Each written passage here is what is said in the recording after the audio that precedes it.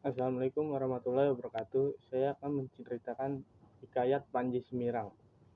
Satu kerajaan yang mana berita tentang Galuh Cendrakirana yang mana putri dari Baginda Raja Nata yang amat taklim dan hormat kepada orang tuanya akan bertunangan dengan Raden Inu. Ini telah terdengar beritanya oleh Galuh Ajeng. Mendengar berita ini, Galuh Ajeng sangat teriris hatinya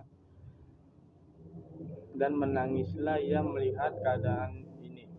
Melihat hal ini, Padukaliku yang tak lain ayah dari Galuh Ajeng sangat menyayangkan hal tersebut. Sangat sedih ia melihat tingkah laku putrinya tersebut.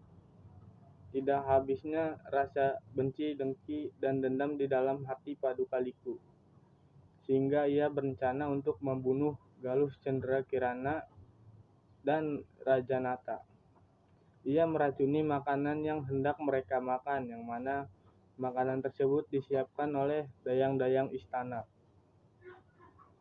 agar jikalau Putri Galuh Cendrakirana mati, maka pastilah putrinya Galuh Ajeng yang akan menggantikan posisi Galuh Cendrakirana untuk ditunangkan dengan Raden Inu.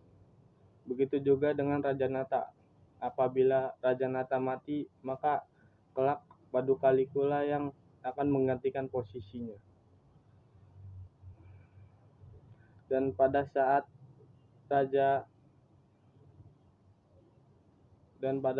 tersebut Raja Liku meminta tolong kepada saudaranya yang juga seorang menteri untuk mencarikan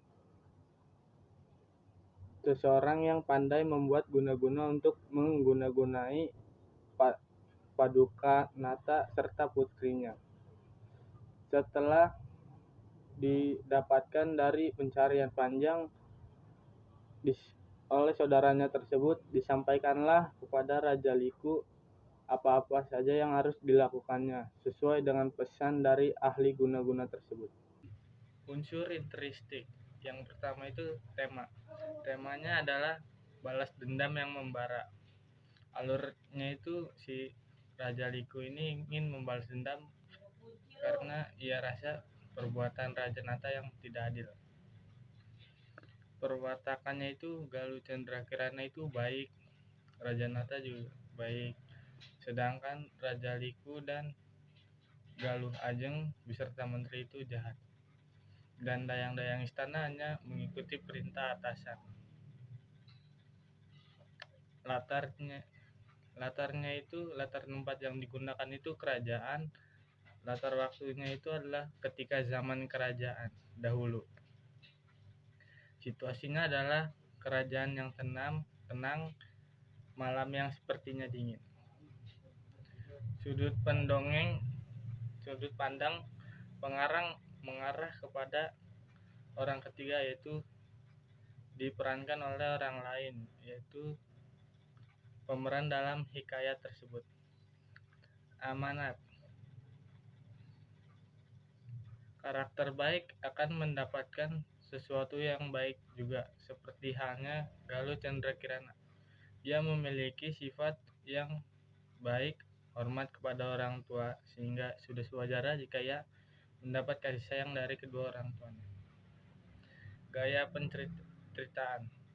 Cerita ini lebih mengarah kepada cerita zaman dahulu atau biasa disebut cerita rakyat. Unsur ekstrinsiknya itu latar belakang pengarang. Pengarang melihat kejadian tentang ini sehingga ia gambarkan apa yang ia lihat dan pahami dalam bentuk tulisan.